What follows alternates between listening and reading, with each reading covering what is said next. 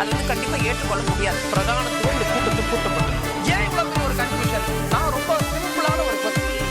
அவருக்கு வேற எந்த விதமான ரைட்ஸும் கிடையாது. வணக்கம். நேர்பட பேசு நிகழ்ச்சிக்கு வரவேற்கிறோம்.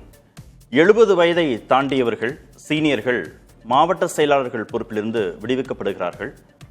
நிறைய இளைஞர்களுக்கு வாய்ப்பு வழங்கப்படுகிறது. திரு உதயநிதி கட்சியின் செயல் தலைவராக ஆக்கப்படுவதற்கான வாய்ப்புகள் இருக்கு. மாவட்ட செயலாளர்கள் எண்ணிக்கை கணிசமாக உயர வாய்ப்பு இருக்கு. இப்படி திமுகவுடைய கட்டமைப்பு மாற்றம் குறித்த செய்திகள் கடந்த சில தினங்களாக ஊடகங்கள்ல வந்துட்டு இருக்கு. இதான் இன்றைய நேர்பட பேசுவின் பேசுபொருள். மாற்றங்களுக்கு தயாராகும் திமுக, ஸ்டாலினின் திட்டம்தான் என்ன என்ற தலைப்பில் பேச இருக்கிறோம். மூத்த பத்திரிகையாளர் திரு பிரியன் பங்கேற்றிருக்கிறார். பத்திரிகையாளர் திரு டி.என். ரகு இணைந்திருக்கிறார். பத்திரிகையாளர் திரு ஜீவசகாப்தன் பங்கேற்றிருக்கிறார். பத்திரிகையாளர் திரு சுவாமிநாதன் இணைந்திருக்கிறார். வணக்கம் விருந்தினர்கள் அனைவருக்கும். திரு சாமிநாதன், ஒரு தலைமுறை மாற்றத்திற்கு திமுக தயாராகி கொண்டிருக்கிறதா? எந்தெந்த அளவுகோல் அடிப்படையில் இந்த மாற்றங்கள் இருக்க வாய்ப்பு இருக்கு? நிச்சயமா ஒரு தலைமுறை மாற்றத்திற்கு தயாராகி இருக்கிறது. காரணம் என்னன்னா, தாவேகாவினுடைய வரவு முதல்ல அடிப்படை அங்கிருந்து தான் தொடங்குகிறது. திமுக தன்னை ஏன் மறுகட்டமைப்பு அல்லது மாற்றங்களுக்கு உட்படுத்த வேண்டிய தேவை இருக்குன்னா, 1967, 77க்கு பின்பு ஒரு மாற்றம் இருக்கும் என்று சொல்லி வந்த தாவேகா ஒரு பெரிய மாற்றத்தை நிகழ்த்தி விட்டது. அவ கிட்டத்தட்ட திராவிட முன்னேற்ற கழகம் கடந்த காலங்களில் இருந்ததை விட கொஞ்சம் தன்னை மாற்றம் செய்ய வேண்டிய தேவை இயல்பாகவே காலத்தின் சூழலால முதல்ல எழுகிறது. அப்ப அதுல அவங்க சில முக்கியமான விஷயங்களை முன்னெடுக்க போறாங்க. முதல்ல மாவட்ட செயலாளர்கள் எண்ணிக்கையை அதிகப்படுத்துவது. நீங்க தமிழக வெற்றி கழகமே கிட்டத்தட்ட ஒரு கடைக்கோடி குமரி மாவட்டம் எடுத்துக்கிட்டா கூட 6 தொகுதிகள் 3 மாவட்ட செயலாளர்கள். அப்ப திராவிட முன்னேற்ற கழகம் இன்றைக்கும் அமைப்பு ரீதியா 78 மாவட்டங்களாக மட்டுமே செயல்பட்டு கொண்டிருக்கு. அப்ப அது அதிகமான அளவுல அதிகார பரவல் கிடைக்கிற பொழுது அங்கு வேலை செய்பவர்களுடைய எண்ணிக்கை அதிகமாக இருக்கும் அப்படிங்கிற ஒரு இடம். அப்ப நீங்க நாம் தமிழர் கட்சி எடுத்துக்கிட்டா கூட ஒவ்வொரு சட்டமன்ற தொகுதிக்கும் கூட ஒரு மாவட்ட செயலாளர் போட்டிருக்காங்க. அப்படி போட்டாலே அது தொகுதி செயலாளர் தான். அப்ப திராவிட முன்னேற்ற கழகம் எதற்கு ஆயத்தமாகறாங்கன்னா 2 தொகுதிகள் அல்லது 3 தொகுதிகளுக்கு ஒரு மாவட்ட செயலாளர். அப்ப இதை எப்படி வகைப்படுத்துறாங்கன்னா, எங்கெல்லாம் தோல்வி அடைந்திருக்காங்க முதல்ல அந்த தோல்வி அடைந்திருக்கக்கூடிய மாவட்டங்களை மிக முக்கியமாக உடைப்பது. இப்ப திருவள்ளூர் மாவட்டம் ஒரு 10 தொகுதிகள் இருக்குன்னா 10மே தோல்வி, கிட்டத்தட்ட 10 தொகுதிகளும் தோல்வி. சென்னையில் உட்பட பல பகுதிகளில் அங்கு மொத்தம் இருக்கக்கூடிய செங்கல்பட்டுகளா இருக்கலாம், காஞ்சிபுரமாக இருக்கலாம், இங்கெல்லாம் ஒரு கடுமையான வீழ்ச்சியை சந்திச்சிருக்காங்க. இன்னொன்று சில மாவட்டங்கள்ல 4 தொகுதிகளுக்கும் சேர்த்தே ஒரே மாவட்ட செயலர் தான் இருக்காங்க. அது ராமநாதபுரமாக இருக்கலாம், சிவகங்கையாக இருக்கலாம். இங்கெல்லாம் 4 சட்டமன்ற தொகுதிகள் ஒரே மாவட்ட செயலர் தான் இருக்காங்க. அப்ப மாவட்ட செயலாளர்களை முதல்ல பகிர்ந்தளிப்பது அப்படிங்கிறது கிட்டத்தட்ட அதுல 2 முக்கியமான விஷயங்கள் இருக்கு. ஒன்று தோல்வி, அந்த தோல்வியினுடைய அடிப்படையில் மாவட்டங்கள் பிரிப்பு. இன்னொன்று வயதின் காரணமாக. இன்னைக்கு நீங்க திராவிட முன்னேற்ற கழகத்துல மாவட்ட செயலாளர்களே பாத்தீங்கன்னா, ராணிப்பேட்டை தெற்குல இருக்கக்கூடிய காந்தி அவர்களுக்கு 80 வயது ஆகுது. இதே மாதிரி ஒரு பெரிய பட்டியல் இருக்குங்க. ஏவா வேலு அவர்களுக்கு 75 வயதுன்னு தொடங்கி திருநெல்வேலியில ஆவுடையப்பன் அவர்களுக்கு 81 வயது ஆகுது திருநெல்வேலி மேற்குல. இப்படி பல மாவட்ட செயலாளர்கள் வயோதிகத்தில் இருக்காங்க. அப்ப அதையும் மாற்றி ஒரு இளையரத்தை பாய்ச்சுகிற பொழுது அது தாவேகாவுக்கு ஈடு கொடுக்க முடியும். கட்சியில இளைஞரணி செயலாளராக இன்றைக்கு இருக்கக்கூடிய ஒரு உதயநிதி ஸ்டாலின் அவர்கள் நாளையே ஒரு செயல் தலைவராக கூட உருமாறுவதற்கான ஒரு வாய்ப்பு இருக்கிறது. அது பிற்பகுதி. ஆனா இன்னைக்கு அந்த இளைஞரணியில் இதுவரை அவர் கூட வேலை செய்தவர்கள சிலர் மாவட்ட செயலாளர்களா முன்னகர்த்தறப்ப அவர் கட்சியில் அடுத்த கட்டத்திற்கு வளர்ந்து வருகிற பொழுது அவரோட சேர்ந்து பயணித்தவர்கள்ல மாவட்ட செயலாளர்களாக இருக்கிற போது அந்த விஷயம் ரொம்ப பொருந்தி போகும் அப்படிங்கிற இடம் நோக்கியும் திராவிட முன்னேற்ற கழகம் நகர்றாங்க. ஏன்னா ஏற்கனவே 2026 சட்டமன்ற தேர்தலில் டீம் உதயநிதி தான் அதை கட்டமைக்கிறதுக்கான முனைப்பு தானா இது? இல்ல, உதயநிதி ஸ்டாலின் அவர்களுக்கு தோதானவர்கள் மாவட்ட செயலாளர் ஆக்கப்படுவாங்க. பட் அதுல என்னன்னா, ஏற்கனவே நடந்து முடிந்த சட்டமன்ற தேர்தலே இளைஞரணிக்கு போதிய பிரதிநிதித்துவம் வழங்கப்படல. நீங்க விருதுநகர்ல நடைபெற்ற இளைஞரணி கூட்டத்தில் பேசிய மு.க. ஸ்டாலின் அவர்கள் தான் இளைஞரணி மாநில செயலாளராக இருந்தபோது இருந்தவர்களே எத்தனை பேர் சட்டமன்ற உறுப்பினராக இருக்காங்க, எத்தனை பேர் அமைச்சராக இருக்காங்கன்னு பெரிய பட்டியல் படித்தார். நீங்க இந்த சட்டமன்றம் நம்ம பார்க்கலாமே, உதயநிதி ஸ்டாலின் அவர்களோடு இருந்தவர்கள் இளைஞரணி பொறுப்பில் இருந்தவர்கள் எத்தனை பேர் சட்டமன்றத்தில் இருக்காங்க. அப்ப அவர்களை அடுத்த கட்டத்துக்கு அரசியலை நகர்த்தி ஒரு மாவட்ட செயலாளர்ங்கிற இடத்துக்கு முன்னகர்த்துறதன் வழியா உதயநிதி ஸ்டாலின் அவர்களுடைய எதிர்கால அரசியலையும் அது வந்து ரொம்ப பெரிய அளவுல கை கொடுக்கும். இன்னைக்கு தாவேகாவினுடைய இளைஞர் பலத்தையும் அது ஈடு செய்யறதா இருக்கும். இன்னொரு இதுல இன்னொரு ஒரு சிக்கல் கூட இருக்கு சார் திமுகவுக்கு. இன்னைக்கு மாவட்ட செயலாளர்களாக இருப்பவர்கள் பலர் சட்டமன்ற உறுப்பினராகவும் இருக்காங்க. அப்ப அந்த சட்டமன்ற உறுப்பினராக இருப்பவர்கள் மாவட்ட செயலாளராகவும் இருக்கிறவங்கள மாத்திட்டு 2 பேரா பொறுப்பு வந்தாங்கன்னா இன்னும் கொஞ்சம் கூட கட்சி வளரும். ஆனா அவர்கள் எம்எல்ஏக்கள், அந்த எம்எல்ஏக்களே இன்னைக்கு பல சிக்கல்கள்ல பல அதிமுக போன்ற கட்சிகள் இருக்கிறப்ப இந்த எம்எல்ஏக்கள் இருக்கக்கூடிய மாவட்ட செயலாளர் பதவியை எடுப்பது அல்லது விடுவிப்பது என்பது திமுகவுக்கு ரொம்ப இலகுவாக இருக்குமா? ஒருவேளை அது வந்து கொஞ்சம் நுணுக்கமா எந்த அளவுக்கு கையாள போறாங்கிறதும் இதுக்குள்ள ஒரு முக்கியமான கேள்வியாக இருக்கும்னு பாக்குறேன். இன்னொன்று, பெண்களுக்கு கொஞ்சம் முக்கியத்துவம் கொடுப்பாங்க. ஏன்னா நடந்து முடிந்த சட்டமன்ற தேர்தல் அடிப்படையிலேயே நம்ம பார்த்தோம்னா பெண்கள் ஓட்டு பெரிய அளவுல விஜய் அவர்களை நோக்கி ஷிஃப்ட் ஆயிருக்கு. கிட்டத்தட்ட மகளிருக்கு 1000 ரூபாய் கொடுத்த பிறகு 1,70,00,000 பெண்களுக்கு மாதம் 1000 ரூபாய் வழங்கப்பட்ட பின்பும் பெண்கள் ஓட்டின் பெரும்பகுதி விஜய் அவர்களை நோக்கி நகர்ந்திருக்கு. அப்ப கட்சிக்குள் அதிகாரம் அளித்தல் அப்படிங்கிற பிரிவுல பெண் மாவட்ட செயலாளர் இன்னைக்கு விரல் விட்டு என்னது எனக்கு தெரிந்து கீதா ஜீவன் அவர்கள் மட்டும்தான் இருக்காங்க ஒட்டுமொத்தமா. அவை அந்த பெண் மாவட்ட செயலாளர்களுக்கான வாய்ப்பாக இருக்கலாம், அல்லது பெண்களை வேறு வகைகளில் அதிகாரம் அளித்தல், அது மாதிரியான இடம் நோக்கியும் திமுக முன்னவரும்.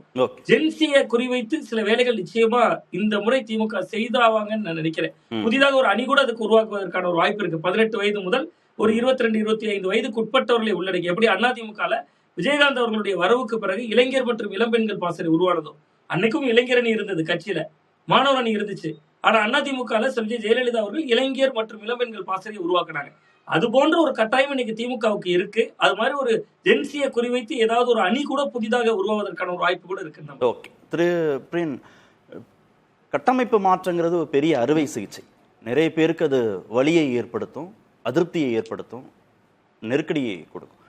இவ்வளோ பெரிய ஒரு கட்டமைப்பு மாற்றத்தை அவ்வளவு எளிதாக ஒரு பாரம்பரியமான ஒரு திமுக செஞ்சிட முடியுமா? 70 வயதுக்கு மேற்பட்டவர்கள் யாருக்குமே மாவட்ட செயலாளர்கள் பொறுப்பு இல்லை அப்படின்னு எளிதாக அவங்கள கடந்துட முடியுமா?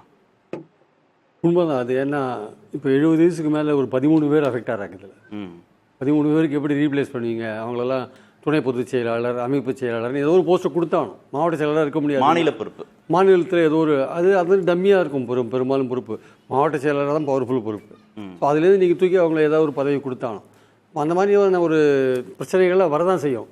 ஆனால் அதுக்குன்ட்டு நீங்கள் வந்து மாற்றங்களை ஏற்படுத்தாது இருக்க முடியாது. அதாவது திமுக வந்து தோல்வியே காணாத கட்சி கிடையாது. திமுக வந்து தோல்வியை கண்ட கட்சி தான். பல தடவை தோல்வியை பார்த்துருக்கு. 77 எம்ஜிஆர் கிட்ட தோற்றுது, அதுக்கப்புறம் வரிசையாக 91 ஜெயலலிதா கிட்ட தோற்ற விஷயங்கள்லாம் பார்த்தோம் நம்ம. ஆனால் வந்து இடையில் வந்து கட்சியை வந்து காப்பாற்றின ஒரு பெருமை வந்து கருணாநிதி அவர்களுக்கு உண்டு. ஆனால் அதில் ஒரு நம்பிக்கை எப்படி கொடுத்தாருன்னா, அதை ஒவ்வொரு இடத்துலையும் ஏதாவது ஒரு வெற்றியை காமிப்பார் அவர். இப்போ சப்போஸ் வந்து 77க்கு அப்புறம் 80 வந்து பார்லிமெண்ட் வெற்றியை காமிச்சார்.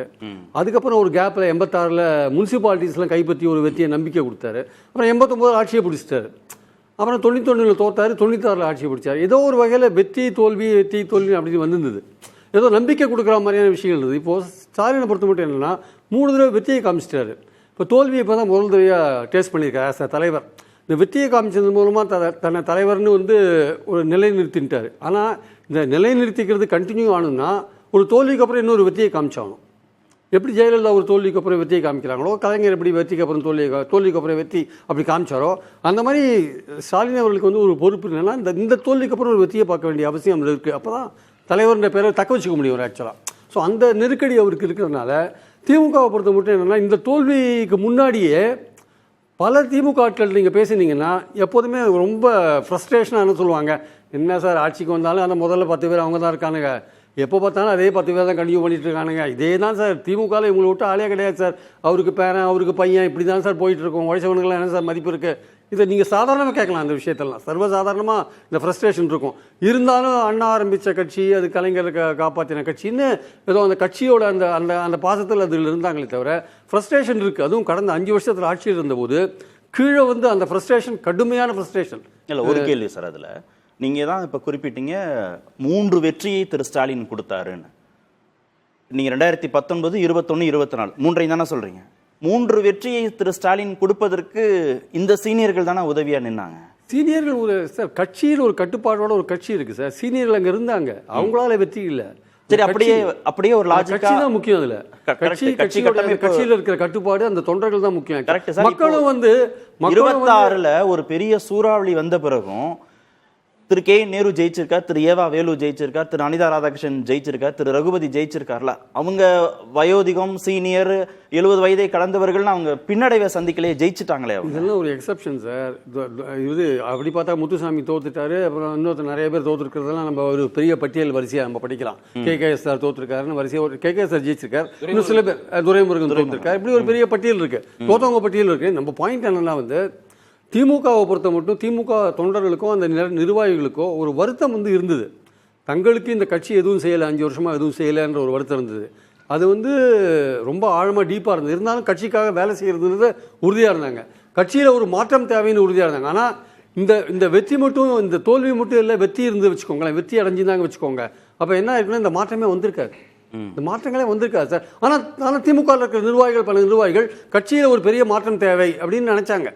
அது தோல்வி வந்து அதுக்கு ஒரு காரணமாக அமைஞ்சது வந்து அவங்கள வரவேற்கிறாங்க. இந்த மாற்றம் கண்டிப்பாக தேவை, அவங்க எதிர்பார்க்குற மாற்றங்கள் கண்டிப்பாக தேவைன்றத பாயிண்ட். என்னன்னா ஏன் வந்து இந்த மாற்றம் தேவை, இவங்க மேல அதிருப்தி கட்சிக்காரங்களுக்கே இருக்கு. கட்சிக்காரங்களுக்கே நிறைய அதிருப்தி இருக்கு. அவங்களுக்கு வந்து இந்த ஆட்சியில் எதிர்பார்த்த விஷயங்கள் நடக்கலை, அவங்களுக்கு பல வேலைகள் நடக்கலைன்னு பல விஷயங்கள் இருக்கு. கட்சிக்காக பாடுபட்டு எங்களுக்கு எந்த வேலையும் நடக்கலை சார், ஒரு கிளைக்கழக செயலாளர் ரெக்கமெண்ட் பண்ணது கூட நடக்கலை, ஒரு எம்எல்ஏ ரெக்கமெண்ட் பண்ணது கூட நடக்கலை, நீ ஏன் என் வீட்டுக்கு வரேன்னு கேட்குறாரு ஒரு அமைச்சர், அப்படிலாம் சொல்லிலாம் அவமானப்பட்டிருக்காங்க நிறைய பேர். இங்கெல்லாம் வந்து கேட்காதையா, நீ கட்சிக்கு உழைச்சா உங்களுக்கு கொடுத்துடணுமா அப்படின்னு கேட்ட அமைச்சர்லாம் இருக்காங்க. இதெல்லாம் வந்து காதால் கேட்டு அனுபவப்பட்டவங்க கேட்டு சொல்கிறேன், திமுக தலைவர் தெரிஞ்சுக்கணுன்றதுக்காக சொல்கிறேன். ஆக்சுவலாக இதெல்லாம் விஷயங்கள்லாம் நடந்திருக்கு, அவ்வளோ வருத்தத்தில் இருக்காங்க. ஸோ அப்படிலாம் இருக்கும்பொழுது பாயிண்ட் என்னென்னா, நாளைக்கு இன்னைக்கு இந்த எலெக்ஷனில் என்ன நடந்தது, திமுகவுக்கு ஆல்டர்னேட்டாக அதிமுக, அதிமுகவுக்கு ஆல்டர்னேட்டாக திமுக அப்படின்னு தானே இருந்தது. ஆனால் கடந்த எலெக்ஷன் என்னாச்சு, விஜய் வந்தார், அப்போ திமுகவுக்கு ஆல்டர்னேட் அதிமுகன்ற பொசிஷன் மாறிடுது இல்லை. இப்போ நாளைக்கு தாவேகாவுக்கு ஆல்டர்னேட் திமுகன்ற இடத்துல திமுக பொசிஷன் மாறுற மாதிரியான சுச்சுவேஷன் இருந்ததுன்னா அதை காப்பாற்றணும்ல. அப்போ காப்பாற்றணும்னா நீங்கள் எல்லா ஏற்பாடுகளும் பண்ண வேண்டிய அவசியம் இருக்குல்ல. அது காப்பாற்றுறது எப்படி இருக்குன்னா, ஒன்று நீங்கள் கட்சி கட்டமைப்பை வைப்ரண்ட்டாக வச்சுக்கணும், அது ஒரு போராட்டம் அது மாதிரி விஷயங்கள்லாம் பண்ணி ஒரு ஆக்டிவேட் பண்ணி வச்சுருக்கணும், அப்படியே ஒரு கொந்தளிப்பு நிலையிலேயே வச்சுருக்கணும் கட்சியை. இல்லை விஜய் வந்து மோசமாக செயல்படணும், எது அது மோசமாக செயல்படும் போது அதை பயன்படுத்திக்கிற நிலையில் திமுக இருக்கணும். திமுகவுக்கு பதிலாக அந்த இடத்துல வேற ஒருத்தர் யாராவது ஒருத்தர் வராங்க வச்சுக்கோங்க. இப்போ மக்கள் வந்து திமுக வேண்டாம்ப்பா, நம்ம விஜய்க்கு அதிமுகவுக்கு பதிலாக விஜய் ட்ரை பண்ணி பார்த்தோம், இப்போ திமுகவுக்கு பதிலாக இன்னொருத்தர் ட்ரை பண்ணி பார்க்கலாம் ஆல்டர்னேட் அப்படின்னு போயிட்டாங்கன்னா, அந்த இடத்துல போகாதபடி பார்த்துக்கிறதுக்கு கட்சியை வந்து காப்பாற்ற வேண்டிய அவசியம் இருக்குது, கட்சிக்காரர்களை திருப்திப்படுத்த வேண்டிய அவசியம் இருக்குது, பதவி கிடைக்காதவங்களுக்கு பதவி கொடுக்க வேண்டிய அவசியம் இருக்குது. எந்த விதமான ஒரு ஃபேமிலி பேக்ரவுண்டும் இல்லாத கடுமையாக கட்சிக்கு உழைக்கிறவங்களுக்கு வாய்ப்பு கொடுக்க வேண்டிய அவசியம் கண்டிப்பாக திமுக தலைவருக்கு இருக்குது. அதை அவர் பார்த்து கொடுப்பாருன்னு நினைக்கிறேன். அவருடைய தாத்தா கட்சிக்காரர், அவர் பேரன் கட்சிக்காரர், பையன் கட்சிக்காரர்னு கொடுத்து அவங்கவுங்க கட்சிக்கு துரோகம் பண்ணிட்டு வெளில போகிறதெல்லாம் இருக்காங்க. ஆக்சுவலாக பாயிண்ட் என்னென்னா, திமுக அந்த ரிஸ்க்கை கட்சி எடுக்க முடியுமா? இப்போ கூட பேச்சு என்னன்னா, அனிதா ராதாகிருஷ்ணனுக்கு பதிலாக ஜோயல், சேகர்பாபுக்கு பதிலாக கார்த்திக் மோகன், கே நேருக்கு பதிலாக அன்பில் மகேஷன், ஏற்கனவே பிரபலமான முகங்களை இளைஞர்களாக இருப்பவர்களை ஒரு 50 வயதை தொட்டவர்கள் அப்படிதானே கட்சி முயற்சித்து பார்க்க முடியும். நீங்க சொல்ற மாதிரி கிராஸ் ரூட் லெவல்ல இருந்து கட்சியை ஒருத்தர் கிளைக்கழக செயலாளருக்கு 40 வயசு நிர்ணயிச்சிருக்காங்கல்ல, அப்ப எத்தனை கிளைக்கழக செயலாளர் போக வேண்டியிருக்கும்? அப்ப புதுசா அங்க வருவாங்கல்ல, அது கட்சிக்கு உழைச்சவங்க தானே வரணும். ஒன்றிய செயலாளர் 50 வயசுன்னு போட்டிருக்காங்க, அந்த 50 வயசு இருக்கிற 50 வயசுக்கு மேல இருக்கிற ஒன்றிய செயலாளர் பல பேர் போக வேண்டிய அவசியம் இருக்கும். அப்போ புதுசாக வரவங்க நிறைய பேர் இருப்பாங்க. இப்போ மாவட்ட செயலாளர் ஏற்கனவே சொன்னேன் 13 பேர் போகிறாங்கன்ட்டு. அப்போது ஒன்றியத்திலையும் கிளைக்கழகத்திலையும் பார்த்தீங்கன்னா நிறைய சேஞ்சஸ் வரதுக்கான வாய்ப்பு இருக்குது. அந்த சேஞ்சஸை யாருக்கு கொடுக்குறீங்கன்றதான் முக்கியம். மறுபடியும் வந்து நீங்கள் இந்த மாதிரி சொந்தக்காரங்க, பையன், பேரன் அது மாதிரி விஷயங்கள் கொடுக்காம உண்மையிலேயே கட்சிக்கு பாடுபட்டு கொடுத்தீங்கன்னா அந்த கட்சியை கொஞ்சம் வைப்ரண்ட்டாக உழைக்கிறதுக்கான ஆட்கள் வருவாங்க. முக்கியமான நோக்கம் என்னென்னா, நாளைக்கு தாவேகா செய்கிற தவறுகள்னால அந்த கவர்மெண்ட் அன்பாப்புலர் ஆச்சுன்னா அதோட பெனிஃபிட் வந்து மக்கள் வந்து திமுக தான் அதுக்கு ஆல்டர்னேட் நினைக்கிற அளவுக்கு கட்சியை நீங்கள் வச்சிருக்கணும். இல்லைங்க அது திமுக அதிமுக ஒதுக்கிட்டோம், திமுகவை நம்ம ஒதுக்கிட்டு நாளைக்கு அண்ணாமலை வராரு, இன்னொருத்தர் வராரு, XRY வராருன்னு அவங்கள நோக்கி மக்கள் போகிற, தனுஷ் வராரு, யாரோ ஒருத்தர் வராருன்னு அவங்கள நோக்கி மக்கள் போகாமல் நம்ம தான் ஆல்டர்னேட் அப்படின்ற லெவலில் திமுக தன்னை வந்து தக்க வைக்க வேண்டிய அவசியம் இருக்குது. அதுக்காக பாடுபட வேண்டிய அவசியம் இருக்குது. கட்சியை கட்டுக்கோப்பாக கொண்டு வர வேண்டிய அவசியம் இருக்குது. அதுக்கு உதயநிதி தன்னை வந்து வைப்ரண்டாக தயார் பண்ணி கொள்ள வேண்டிய அவசியம் இருக்குது. ஓகே திரு ஜீவா, இயல்பாகவே திமுக தன்னளவில் செய்ய வேண்டிய மாற்றங்களை திரு விஜய்னு ஒருத்தருடைய அரசியல் வருகைக்கு பிறகு, தாவேகாவுடைய வெற்றிக்கு பிறகு ஒரு நிர்பந்தத்தின் அடிப்படையில் திமுக இப்போ செய்ய தொடங்குதா? இப்படி பார்க்க முடியாது. இயல்பாகவே அவங்க கட்சியை அவங்க சரி செய்வாங்கல்ல. இதுக்கு விஜய் வந்திருக்காரு வரலை அப்படிங்கிற மாதிரியான விஷயங்கள், அதாவது இப்போ சுவாமிநாதன் அவர்கள் சொன்னாங்க விஜயகாந்த் வந்த உடனே மகளிர் பாசறை அவங்க நடத்துனாங்கன்னா, இப்போ விஜய் இந்த கட்சி தொடங்கிய போதே பலரும் சொன்னாங்க திமுக எது செஞ்சாலும் அது விஜய்காண்டி தான், விஜய்காண்டி தான். அதற்கு முன்னாடியே கட்சியில் இளைஞர்கள் இருந்தாங்க, இளைஞர் அணி இருந்தது, மகளிர் அணி இருந்தது, அதற்காக செயல்பட்ட வரலாறுலாம் உண்டு. எம்ஜிஆர் ஆட்சியிலேயே மதுரையில் வந்து ஸ்டாலின் அவர்கள் இளைஞர் அணியை தொடங்கி நடத்தினாங்க. அப்போ எதிர்கட்சியாக இருக்கிறனால தான் நடத்தினாங்கன்னு அப்படிலாம் சொல்ல முடியாது. இயல்பாகவே செய்வாங்க. இல்லை இந்த ஒரு தோல்வி வந்ததுக்கப்புறம் தோத்ததுக்கப்புறம் நிறைய பேர் எல்லாரும் அட்வைஸ் பண்ணுவாங்க. தோல்விக்கு பிறகுன்னு நீங்கள் சொல்கிறீங்கல்ல, ஒருவேளை தாவேகா அரசியல் களத்திலே இல்லை, திரு விஜயே சீனில் வரவே இல்லை, இது மீண்டும் பைனரி பாலிடிக்ஸ்குள்ளே இருக்கு, திமுக அதிமுகங்கிற இருதுருவ அரசியலுக்குள்ளே இருக்கு அப்படின்னா திமுக இவ்வளவு பெரிய கட்டமைப்பு மாற்றங்களுக்கு தயாராகும் நீங்க நினைக்கிறீங்களா? கண்டிப்பா பண்ணிருப்பாங்க. ஆனா வந்து இந்த மாதிரி விஷயங்களை வேகப்படுத்தியிருக்கலாம், பண்ணாமலாம் இருக்க மாட்டாங்க. ஏன்னா கட்சிக்காரங்க உள்ள இருந்து சில அழுத்தங்களை தராங்கல்ல, அப்படி இருக்கும்போது மாற்றம் பண்ணுவாங்க. பண்ணாம இருக்க மாட்டாங்கிற நம்பிக்கை துரைமுருகன் போதும், ஏவாவேலு போதும், KN நேரு போதும், சேகர் பாபு போதும்னு திரு ஸ்டாலினே ஒரு புள்ளியில நிறுத்தி இருந்தாருன்னா நீங்க சொல்ற மாதிரி ஒரு தலைமுறை மாற்றத்திற்கு திமுக தன்னளவுல தயாராகுதுங்கிறத எடுத்துக்கலாம்.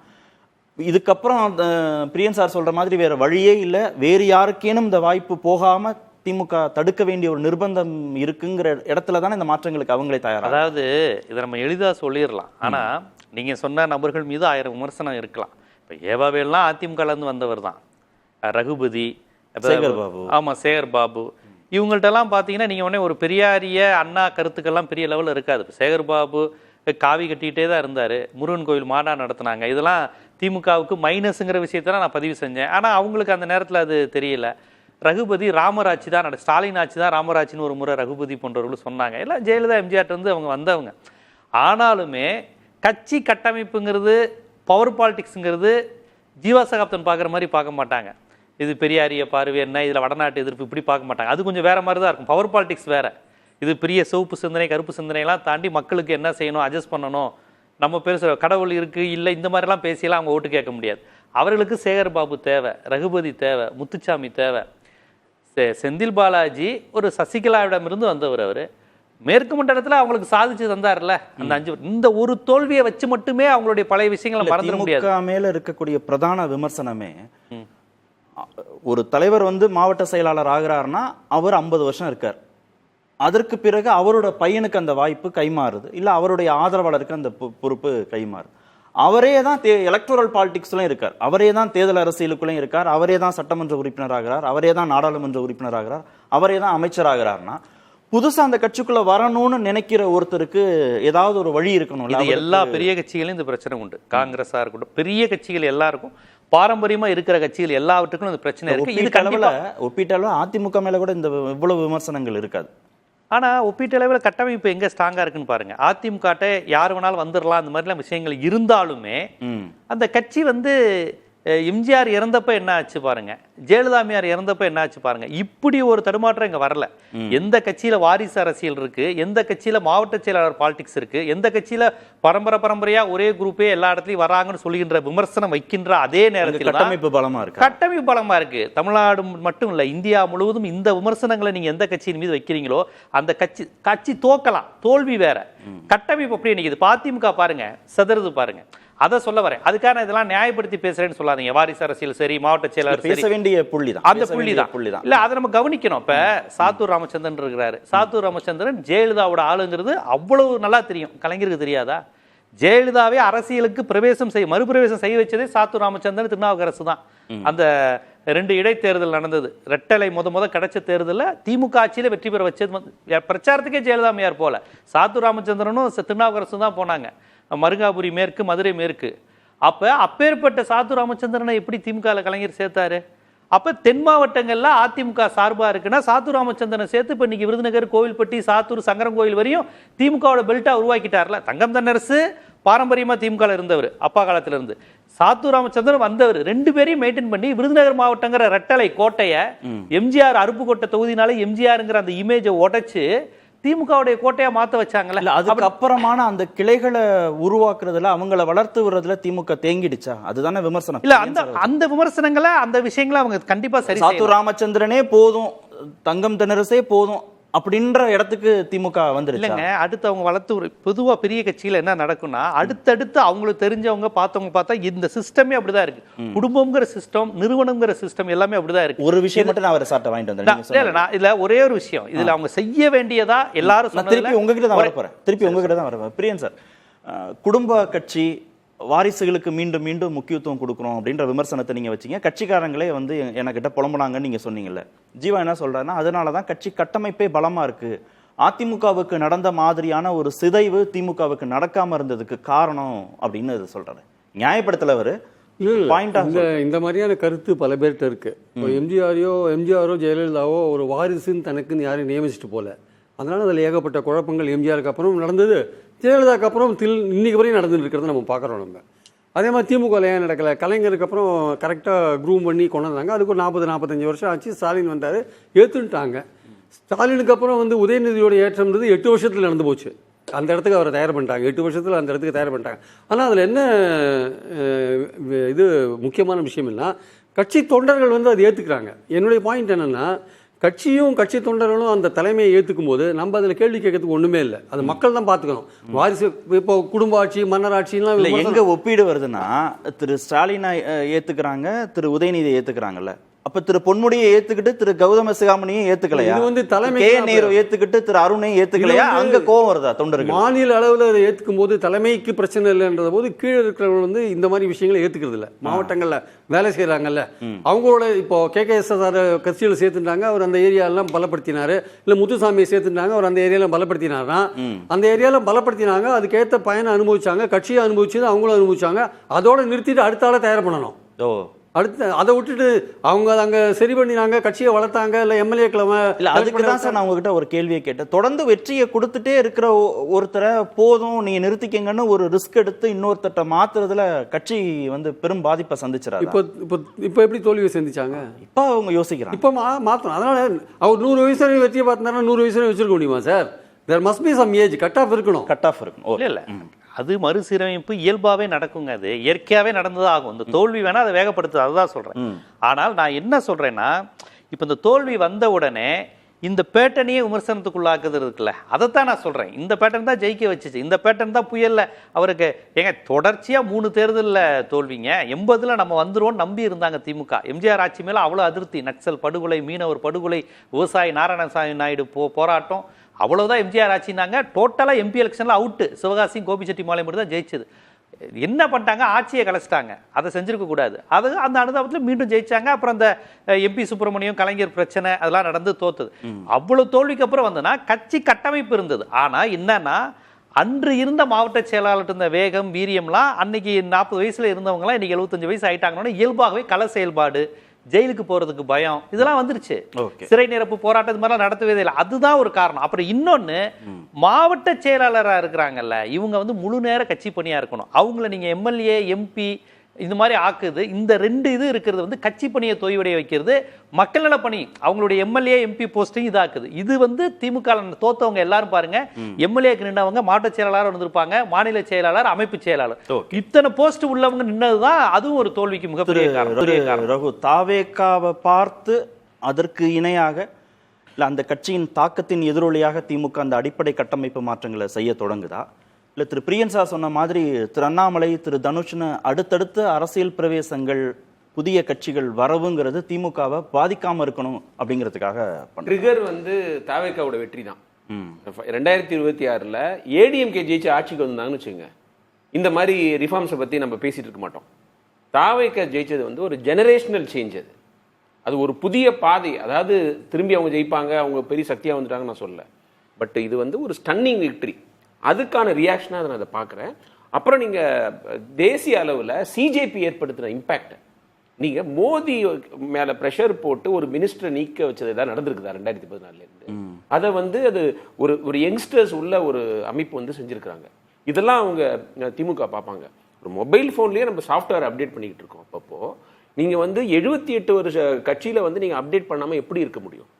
நீங்கள் ஜீவா சொன்னா ஒரு வடிவம் கொடுக்கணும்ல, ஒரு கட்சிங்கிற வடிவம் கொடுக்கணும். அதனுடைய தின செயல்பாடுகள் இருக்கு, கள செயல்பாடுகள் இருக்குங்கும் போது அங்க சிஜேபியோட ஒப்பிட முடியுமா? எல்லாமே இருக்கு. என்ன பொறுத்த வரைக்கும் ஓவரால் நிறைய இடத்துல செய்ய வேண்டிய இருக்குது. அவர் என்ன சொன்னாரு, கட்சி கட்டமைப்போட இருக்குது அப்படின்னாரா? ஒத்துக்கிறேன். அதாவது திமுக தோல்விகளால உடையறது இல்லை.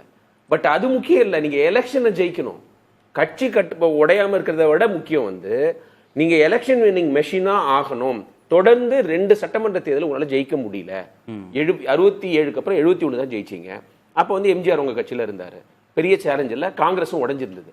அது அந்த சக்சஸுக்கு அப்புறம் ஏன் வர முடியல? இப்போ 2026ல் தோத்தது திமுக வரலாற்றிலே மிகப்பெரிய தோல்வி. அதுக்கு நீங்க ரிஃபார்ம்ஸ் தேவைப்படுது. இப்போ 25% தான் திமுகவோட வாக்குங்கிறது கிட்டத்தட்ட நிரூபணம் ஆயிடுச்சு. விஜய் வந்து முதல் எலெக்ஷன்ல கட்டுமானம் இல்லாம, பெரிய கொள்கைகள் இல்லாம, உழைப்பு இல்லாம 35% வாங்கிட்டாரு. இப்போ எக்ஸ்பீரியன்ஸ் இல்லாம சட்டமன்றத்தோட நடந்து அதுலயும் அவங்க ஏதோ கலந்துகிட்டு இருக்காங்க, எக்ஸ்பர்ட்டா பேசுறாங்கன்னு சொல்லல. பட் தேர் லேர்னிங் இல்ல. ஸோ அதெல்லாம் திமுகவுக்கு வந்து ஒரு இதுதானே, ஒரு வார்னிங் சிக்னல் தானே. தேர் ஆல்சோ கெட்டிங் எக்ஸ்பீரியன்ஸ் நோ. எக்ஸ்பீரியன்ஸ்ல இந்த ஒரு தேர்தலுக்கு பதட்டப்படணுமா? இல்ல, நான் இதுக்கு முன்னாடியே சொல்றேன். இந்த ரிஃபார்ம்ஸ் வந்து முன்னாடியே ஆரம்பிச்சிருக்கணும். எலெக்ஷன்ல துரைமுருகனுக்கு சீட்டு கொடுத்துருக்க கூடாது. திரு காந்தி தன்னோட பையனுக்கே விட்டு கொடுக்க மாட்டேன்னாரு. அவருக்கு நீங்க வந்து பிஃபார்ம் கொடுத்துருக்க கூடாதுல்ல? எப்படி அதை ஏத்துக்கிட்டாங்க? கொடுத்துருக்க கூடாது, அவருக்கும் கொடுத்துருக்க கூடாது. இப்ப நீங்க 2029 ஜெகத் ரட்சனுக்கு சீட் கொடுக்க கூடாது. அவரு பையன் விஜய் கட்சிக்கு போய் சேர்றாரு, எப்படி கரெக்ட் அது? என்ன அவர் வந்து அது வந்து ஒரு அரசியல் ஆதாயத்துக்கு தானே போயிருக்கிறாரு.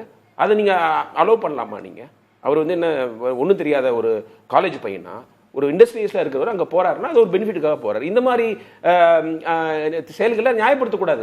அவருக்கு பணம் இருக்குது, பெரிய அவர் செலவு பண்ணுவாரு, நீங்க திரும்பி அவர் வந்து நீங்க அரக்கோணத்தில் நிறுத்தக்கூடாது. ஒரே குடும்பத்துல வெவ்வேறு கொள்கைகள் இருக்கிறவங்க இருக்கதான் செய்யறாங்க. இல்ல அது நீங்க கொள்கை இல்லாத கூட்டம் நீங்க தாவேக்காவை சொல்லும் போது அந்த கூட்டத்தில் உங்களுடைய எம்பி அவரு நல்லா பேச தெரிஞ்சவர், அவர் பையனையே கன்வின்ஸ் பண்ண முடியல, பெர்சுவேட் பண்ண முடியல, அங்க போயிட்டாருன்னு நினைப்பாங்க. அப்புறம் பெண்கள் ஒரு பெண் எம்எல்ஏ கிடையாது. நீங்க சொல்லலாம் மக்கள் தோக்கடிச்சிட்டாங்கன்னு, பட் தோக்கடிக்கிற இடமா பார்த்து கொடுத்துருக்கீங்கன்னு சொல்லலாம்ல, அல்லது நீங்க வந்து நல்ல சான்ஸ் உள்ள இடமா கொடுக்கலன்னு சொல்லலாம்ல. நீங்க வந்த கிட்டத்தட்ட 60 எம்எல்ஏ, ஏன் ஒரு பெண் எம்எல்ஏ வரல? பாக்குறோம்ல சட்டமன்றத்தில் முன்னாடி என்ன நடக்குதுன்னு பார்க்காத வந்தவங்கள இப்ப பாக்குறாங்க. இந்த பக்கம் வந்து இளைஞர்களா பேசிக்கிட்டு இருக்காங்க. திமுக பக்கம் பாத்தீங்கன்னா நேரு 70+, வேலு 70+, 50க்கு கீழே யாரு? உதயநிதி தவிர வேற யாரு இருக்காங்க சொல்ல முடியுமா? நம்மளால சொல்ல முடியுமா? அந்த பெஞ்ச்ல எதிர்க்கட்சி வரிசையில இவர் 50. இந்த ஒப்பீடு இருக்குல்ல, நீங்க திரு நேரு திரு வேலுன்னு சொல்றீங்கல்ல, நீங்க திரு ராசா நாடாளுமன்றத்தில் சிறப்பாக உரையாற்றுவார், செய்தியாளர்கள் சந்திப்பா ரொம்ப லாபகமாக அவரால் கையாள முடியும், அவருடைய மொழி ஆளுமை நல்லா இருக்கும். ஆனா அதே அளவுக்கு திரு KN நேருடைய பேச்சு திறனோ திரு ஏவாவேலுடைய பேச்சு திறனோ ஒப்பீட்டளவில் சரியா இருக்காதுன்னா அவங்களுடைய கள செயல்பாடுகள் 10 லட்சம் பேரை ஒரு கட்சிக்கு கூட்ட முடியும், ஒரு மாநாட்டை நடத்த முடியும், 10 தொகுதிகளில் ஜெயிச்சு அடிக்க முடியும். 10 தொகுதிகள். இந்த விமர்சனங்கள் எல்லா கட்சிகள் மேல இருக்கு. இல்ல அதை நீங்க கள செயல்பாடுன்னு நீங்க வரும்போது ஒரு 10 லட்சம் பேர் ஒரு மாநாட்டுக்காக கூட்டணும், ஒரு 10 நாடாளுமன்ற தொகுதியை பொறுப்படுத்தி ஜெயிக்க வைக்கணும், 10 சட்டமன்ற தொகுதியை பொறுப்படுத்தி ஜெயிக்க வைக்கணும்னா சொல்றேன். அதை இல்ல அதுதான் நான் பிரியன் சார்ட்டே கேட்டேன். நீங்க 19ல 21ல 24ல இவங்களை நம்பி தானே திரு ஸ்டாலின் ஒப்படைச்சாரு, அவங்க வெற்றியா தானே கொண்டு வந்து கொடுத்துருக்காங்க. அப்ப பெரிய சேலஞ்ச் இல்லைன்னு நான் சொல்றேன். அப்ப நீங்க வந்து ஜெயலலிதா இல்லாம திரு எடப்பாடி பழனிசாமியோட பாப்புலாரிட்டி குறைஞ்சிட்டு இருக்கிற போது, பிஜேபி எதிர்ப்பு அலை இருக்கிற போது ஜெயிச்சது அதுதான் இவங்களை வந்து மிஸ்லீட் பண்ணிடுச்சு. இந்த எலெக்ஷன் நம்ம ஜெயிச்சிருவோம்னு நினைக்க வச்சது. நான் என்ன சொல்றேன், ஆராசா சொன்னீங்களா, அவரை மாநில அரசியல் கொண்டு வாங்க.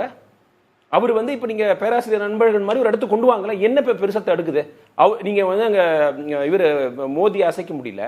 அவர் வந்து ஒரு ஒப்பீட்டுக்காக நான் சொல்றேன். நான் என்ன சொல்றேன்னா இவங்கெல்லாம் சட்டமன்றத்துல வந்துட்டாங்கன்னு நீங்க சொன்னீங்க. இப்ப நீங்க வந்து ராசா சட்டமன்றத்துல இருந்தா வேலு மாதிரி பேசியிருப்பாரு. அதுதான் அந்த ஒப்பீட்டுக்கு நீங்க வேலுவோட அப்ரோச் சரி. இப்போ நீங்க திரு ராசா கிட்ட நீங்க இவ்வளவு பெரிய மாநாட்டை போடணும்னா ஒருவேளை அவரால் போட முடியாம இருக்கலாம். அந்த ஒப்பீடு சரியானது. நான் என்ன சொல்றேன், இது வந்து அந்த மாதிரி நீங்க ரிசோர்ஸ் இருக்கிறவங்க, பணம் செலவழிக்க கூடியவங்க அப்படி பார்க்காதீங்க. இல்ல ஒவ்வொருத்தர்ட்டையும் ஒவ்வொரு திறமை இருக்குன்ற அடிப்படையில நான் சொல்றேன். ஒருத்தரால கூட்டம் கூட்ட முடியும், ஒருத்தர் தேர்தல் பாலிடிக்ஸ்ல நல்லா வேலை செய்வாரு, ஒருத்தர் நல்லா பேசுவாரு. நான் என்ன சொல்றேன், வேலு வந்து இப்ப சட்டமன்ற அவருக்கு ஒரு கொறடான்னு கொடுத்துருக்காங்கன்னா அவர் எப்படி பேசுறாரு? ஃப்ரெண்ட்லியா பேசிக்கிட்டு இருக்காரு. அவரு வந்து ஜேபிஆரோட மருமகன் எனக்கு ரொம்ப ஃப்ரெண்டு, மார்ட்டின் எனக்கு ஃப்ரெண்டு, எல்லாருமே ஃப்ரெண்டுன்னா என்ன அர்த்தம்? அது எப்படி? இப்ப நீங்க மண்ணால் இருக்கீங்கன்னு உங்களுக்கு ஒரு கம்ப்ளைண்ட் வருது, எனக்கு இப்ப அரப்பூர் ஜெயராமன் கூட தெரிஞ்சவர் தான் அப்படிம்பாரா? எனக்கு ஒன்றும் புரியல. இந்த மாதிரி குற்றச்சாட்டுகள் உள்ளவங்களை நீங்க பெருசா நீங்க வந்து அவங்க நல்லா வேலை செய்யறாங்க, மொபிலைஸ் பண்றாங்க அப்படின்னு நீங்க அவங்களுக்கு எலிவேஷன் கொடுத்துக்கிட்டே இருக்காதீங்கன்னு சொல்றேன். நீங்க கொள்கையே உள்ள கட்சின்றீங்க. நான் என்ன கேட்கிறேன், பெண்கள் கிடையாதுங்க. பெண் ஏன் அடிமையானாலும் பெரியார் பேசுனது எழுதுனதை பத்தி அவ்வளவு பெருமையா நம்ம பேசுறோம். பெரியாரோட கொள்கைகளை ஃபாலோ பண்ற கட்சியில ஒரு எம்எல்ஏ ஏன் கிடையாது? அப்புறம் நான் வந்து 2018 நான் நியூஸ் பேப்பர்ல ஒர்க் பண்ணும்போது ஒரு ஸ்டோரி பண்ணேன். அப்ப வந்து இருந்த மாவட்ட செயலாளர்கள் எத்தனை பேர் தலித்? ஒருத்தர். அப்ப சிவி கணேசன் மட்டும் இருந்தார். அவருக்கு என்ன ஃபோன் பண்ணி கேட்டேன், சார் வேற இல்ல தம்பி, நான் மட்டும்தான், நானே என்னால சொல்ல முடியும்னு அவர் சொன்னாரு. இப்ப என்ன மாற்றம் வந்திருக்குது? நீங்க சில பேர் சொல்லலாம், டிவிக்கெல்லாம் 8 பேர் கொடுத்து ஒரு டோக்கனிசம், அவங்க என்ன செய்யறாங்கன்னு பார்க்கணும்னு பாரஞ்சித் கூட சொல்லியிருந்தாரு. நான் ஒத்துக்கிறேன், அது நியாயமான பாயிண்ட். ஆனா நீங்க கொடுக்கவே மாட்டேங்கிறீங்க, ட்ரையே பண்ண மாட்டேங்கிறீங்க. அப்புறம் வந்து இது நீங்க திருவள்ளூர் காஞ்சிபுரத்துல நாடாளுமன்ற தொகுதிகளே தனி தொகுதிகள். என்ன காரணம்? தலித் மக்கள் அதிகமா வசிக்கிற மாவட்டங்கள், சென்னை ஒட்டி இருக்கிற இண்டஸ்ட்ரியலைஸ்டு மாவட்டங்கள். அங்கேயும் உங்க மாவட்ட செயலாளர் தலித்தா இருக்க மாட்டேங்கிறாங்க. அப்புறம் ஏடிஎம்கேல இருந்து வந்தவங்களுக்கே எலிவேஷன் கிடைக்குது. டிஎம்கேல பாரம்பரியமா இருக்கிற இவருக்கு வந்து பரந்தாமனுக்கு கிடைக்காத ஒரு பதவி வந்து ஏன் சேகர் பாபுக்கு கிடைக்குது? நீங்க சொல்ற அதே காரணம். இவர் வந்து வாரத்துக்கு ஒரு மீட்டிங் போடுவாரு, சினிமா நடிகரை கூப்பிட்டு வச்சு பேச வைப்பாரு, ஏதாவது ஃப்ரீயா கொடுத்துட்டு இருப்பாரு. அப்படிதானே பார்க்கும். இல்ல நான் அது இவர் மாநாட்டுக்கு தேவை, இவர் கல செயல்பாட்டுக்கு அது மாறிட்டு இருக்கு. ஒருத்தர் தேர்தல் மாநாடே ஒருத்தர் பேச தேவை, அது மாறிட்டு இருக்கு. டைனமிக்ஸ் மாறிக்கிட்டு இருக்கு. அப்புறம் டென்யூர் ரெகுலேஷன் 100% வேணும். 50 வருடம் இருக்கிறது. ஏன் திமுக தலைவர்களே 90 வயசு வரை இருக்கிறது, அதெல்லாம் என்ன பொறுத்த வரைக்கும் பகுத்தறிவு உள்ள சயின்டிபிக் கட்சி செய்யக்கூடாத விஷயம். ஓகே திரு சாமிநாதன், கட்சிக்கு ஒரு இன்க்ளூசிவ்னஸ் தேவை. ஒரு செயல்பாட்டில் நல்லா இருக்கிறாருங்கிற அடிப்படையில் ஒரு கட்சியை ஒரு தலைமை நடத்த முடியாது. எல்லாரையும் அரவணைத்து எல்லா திறமைகளையும் உள்ளடக்கியதாக தான் ஒரு கட்சியின் செயல்பாடுகள் இருக்கும்போது சீனியர்ஸ் ஒட்டு மொத்தமாக கட்சிக்கு தேவையில்லைன்ற ஒரு இடத்துக்கு திமுகனால நகர முடியுமா? இல்ல, அந்த இடம் முற்றிலுமா நகர முடியாது.